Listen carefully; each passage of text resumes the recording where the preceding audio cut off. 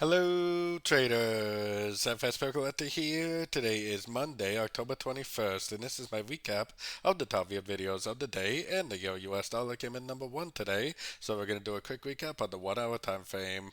If you didn't see my full top down analysis on the Euro dollar from this morning, make sure you check out the video linked at the end of this video over here.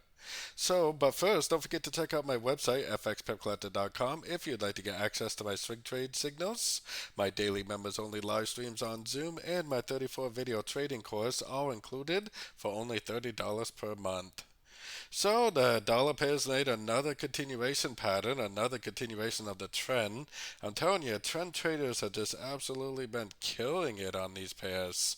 And the good news for us is that if this right here does make a new low, which it does look like it probably will, then we can move our structure from up here to down here, which means that if we get a break of this structure now, then that should tell us that the wave A or the wave 1 to the downside on the daily time frame is complete.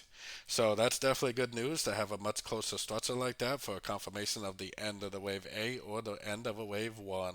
But don't plan on that. I definitely wouldn't be trying to go long. I have done nothing over the past several weeks. I try to short this thing every single chance I get, and I would definitely continue to do it. Unless it goes up and breaks this structure, I would definitely still be looking for shorts in a downtrend. The trend is your friend, that is for sure. So we really don't have much of anything on the news calendar for the next day or so. We get the BRICS summit starting tomorrow. That could possibly do something. We got somebody speaking in the UK. We got FOMC members speaking. We got this manufacturing, and we got Lagarde speaking.